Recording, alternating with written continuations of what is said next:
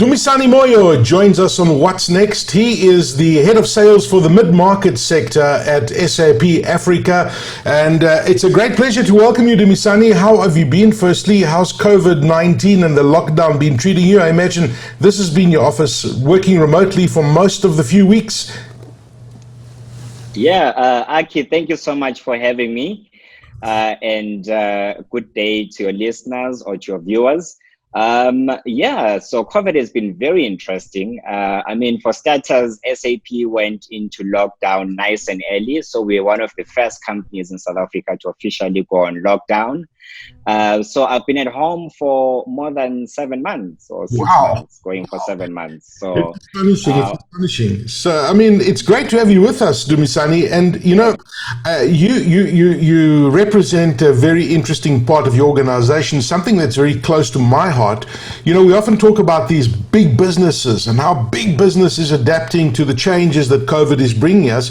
But nobody kind of mentions the smaller guys, the medium and the small, medium-sized businesses and enterprises that are out there. And I just want us to touch on that, because those are the organizations that really drive the economy. And how important are these SMEs in the context of the African business diaspora and South Africa, etc. With the backdrop of COVID-19, obviously.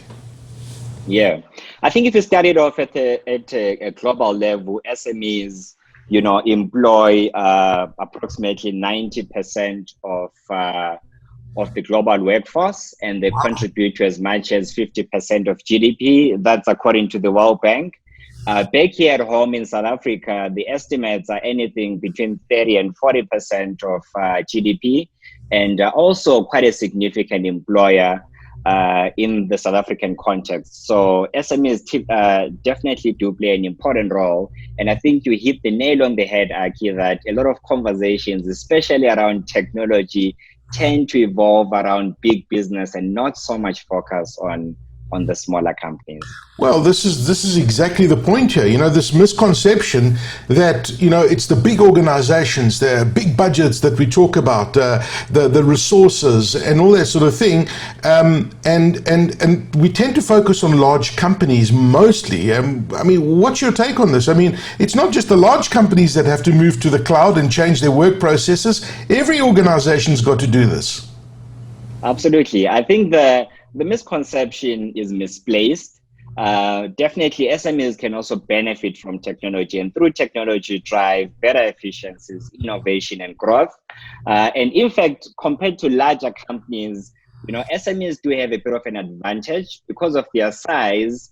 They're a lot more agile, they can make decisions quicker. And that is a key advantage, especially in a disruptive environment, similar to what we've had with the COVID phenomena. So technology is absolutely a key enabler of progress and a key enabler of driving efficiencies, which has a direct impact on a company's profitability and the costs associated to generating that profitability.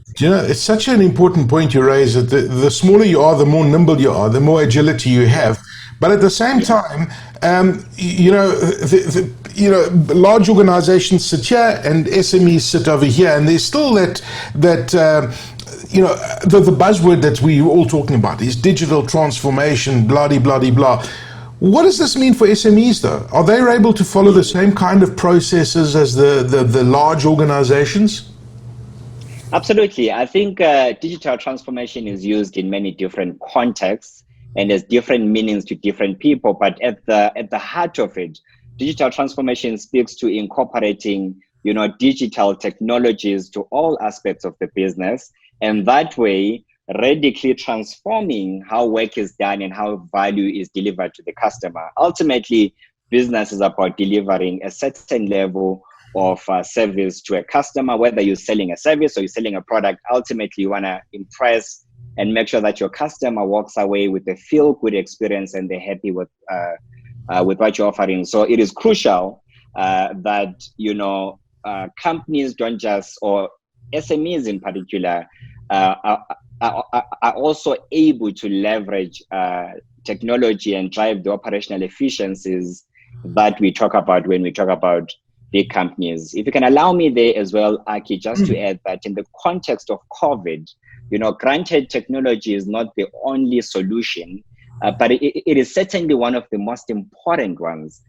Paying attention to a company's internal processes, from creating a quotation to collecting the cash from a customer and everything in between, understanding that has a huge impact on reducing costs as well as improving profitability. So technology is a key enabler of driving efficiencies and making sure that those processes are delivering value for all stakeholders involved.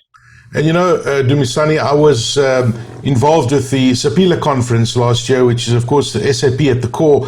And I'm glad you touched on customer experience, because that is like the thread that binds everything together, whichever organization you're in, and the critical importance of customer experience. Now, going back to SMEs, and you look at the COVID-19 disruption that it's had on all our lives, right?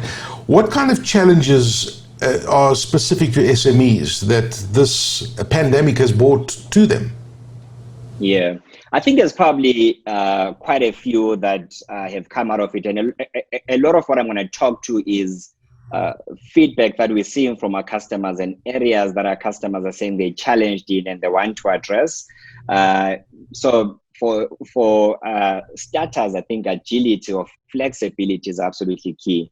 So companies that were able to pivot their businesses quickly and adapt found it much easier to deal with the disruption that came with COVID. I mean, for example, during the lockdown, companies that didn't have online stores found it impossible to trade and to continue trading. But even beyond that, if we just look at a company that operates in the manufacturing space, for you to be able to source materials was an absolute challenge, because the suppliers that you buy your materials from were also impacted by the same lockdown. So there is a lot of advantages that come with technology specifically to address flexibility. And with flexibility comes routes to market. So during COVID, if you had one route to market that relied on a brick and mortar operation or a face-to-face engagement, you absolutely couldn't trade. The second one sort of speaks to you using technology to drive innovation, whether you're talking R&D or product innovation. You spoke earlier on about customer experience or market intelligence. Technology is a key enabler for innovation. I mean, for example, small businesses a decade or two ago, or rather businesses in general a decade or two ago, if you looked at the top 10 of the biggest companies in the world, that list was dominated by manufacturing, by car manufacturers, by traditional consumer goods organizations. If you look at it today, that list is dominated by companies that are either tech companies by nature, native tech companies, or companies that have leveraged technology and are using it to drive innovation. So it's also important for me to note as well, Aki, that all these tech companies that we talk about were startups hardly 2 decades ago, right? Facebook barely existed 2 decades ago. But if you look at what technology has done to drive innovation and to drive hypergrowth, I think those benefits that big business has access to, SMEs should have access to them as well. Maybe if I can touch on another two, the need to automate routine tasks. If you think of a typical business, a business is made up of thousands of different processes that the business has to effect and manage and control every day. So the ability to quickly identify which of these tasks are mundane or routine or repetitive, and automating those processes, for example, using chatbots. If I can give an example of a call center type environment, you don't need a human being to help customers track their orders and give ETAs on when those orders will be delivered. That function can be automated. What then that does, Aki, is it allows the company to take these expensive human resources and refocus them on revenue generating activities as opposed to keeping the lights on. So that's absolutely key for SMEs to kind of look into that as well and see how they can drive efficiencies through automation. Maybe another very interesting one, because you started off by talking about, remote working, COVID, how has it been? If you think of a typical, small company, the ability to quickly identify, functions that are not your core business and outsource those functions to somewhere around the world to people that are experts at doing that goes a long way in reducing cost. In the same vein, COVID has taught us that remote working is absolutely possible. So which means a company that is based in Johannesburg doesn't need to just limit itself to employing people in Johannesburg. You can go far and wide and get the critical skills that you're looking for that might not be available locally.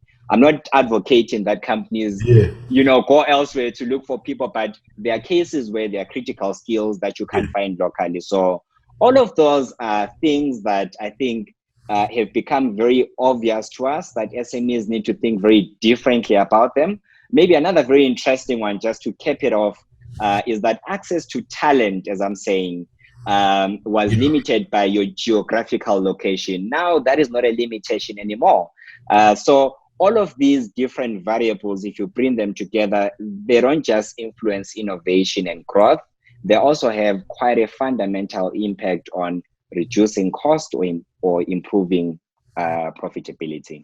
Well, I mean, you've touched on so many things, and you've touched on the technology behind chatbots and the artificial intelligence and how they learn from all the customer experiences. It's extraordinary where it's been and where it's at the moment. It's amazing how intelligent these things are. But Dumisani, it's great that you talk about it. But where do these small companies, an SME, how does an SME even start on this process of talking about chatbots and automation and that sort of thing?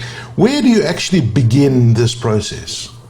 Yeah, I think for starters, Aki, the important thing is that every company will experience disruption at some stage. It's only a matter of time.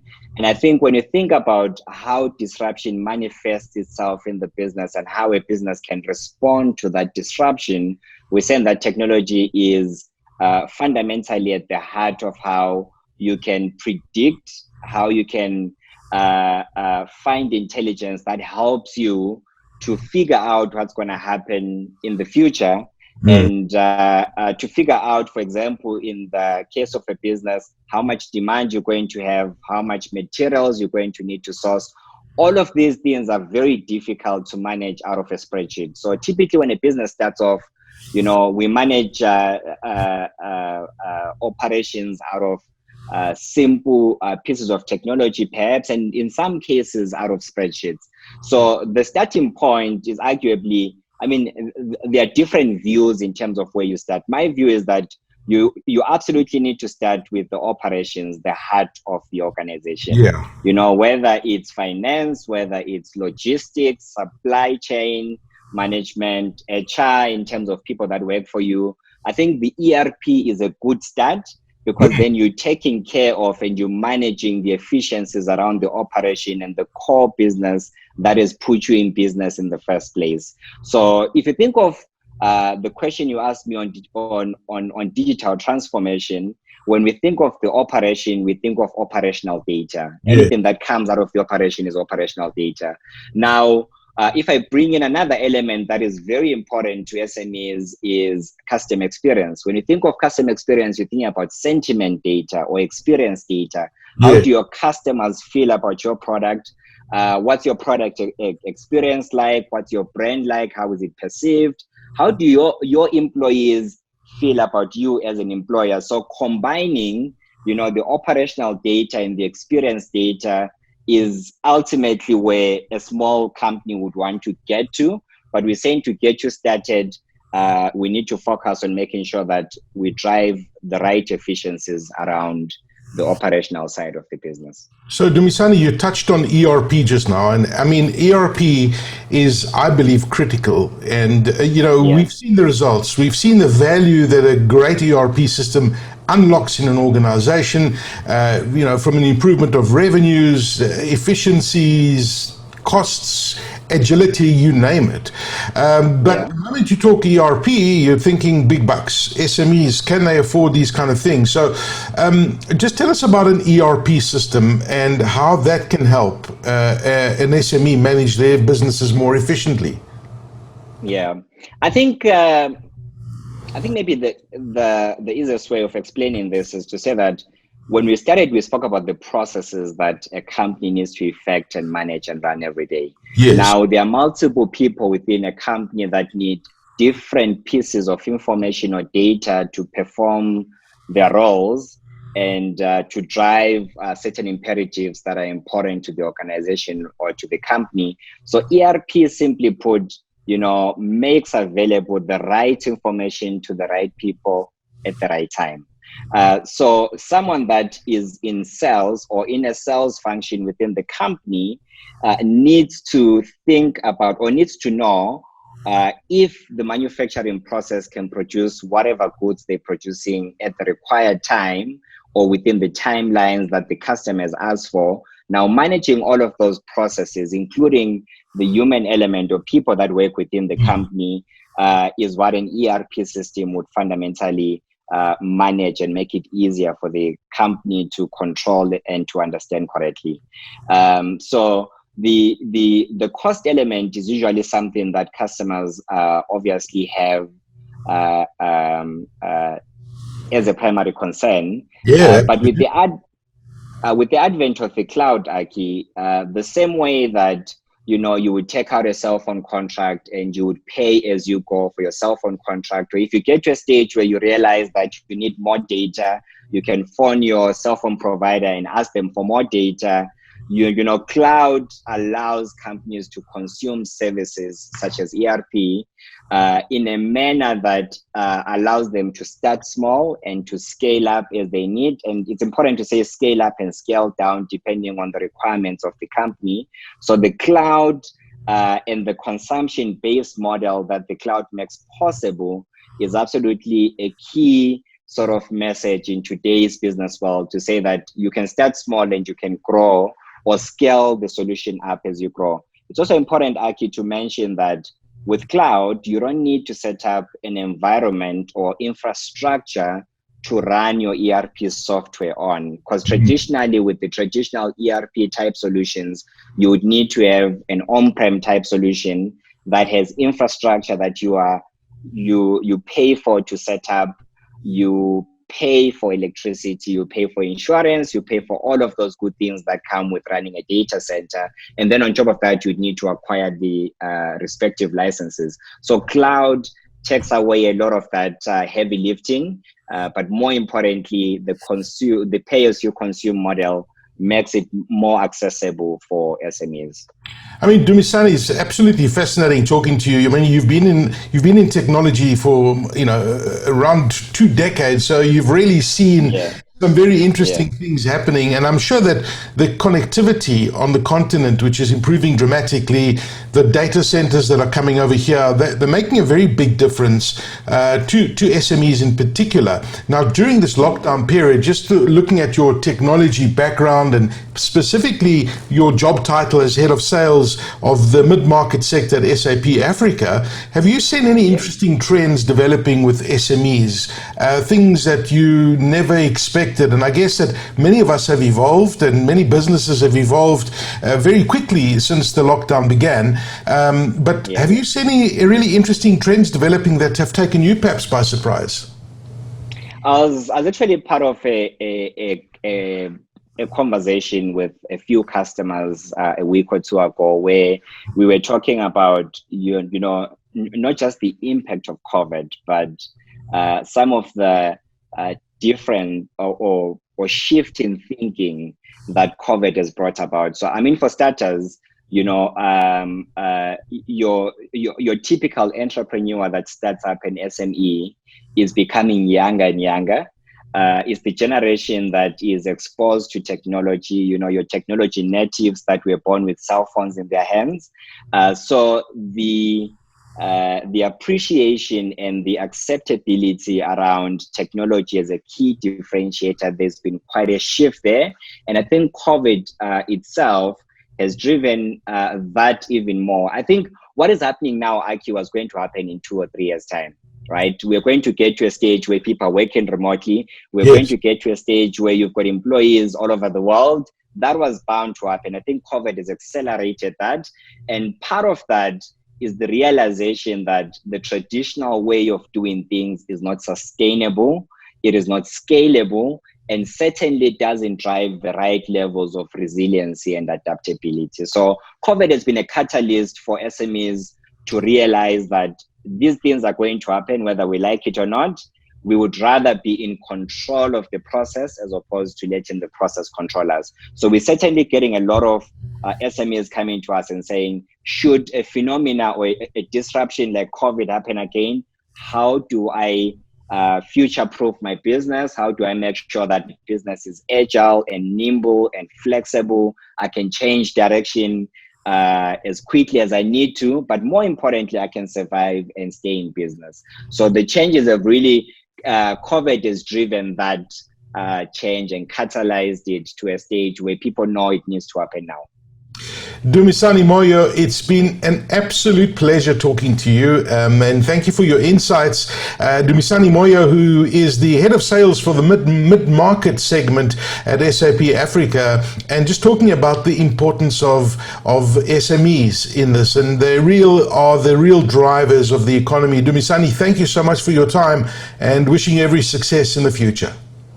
Thank you, Aki. Thank you for having me, and all the best to you as well.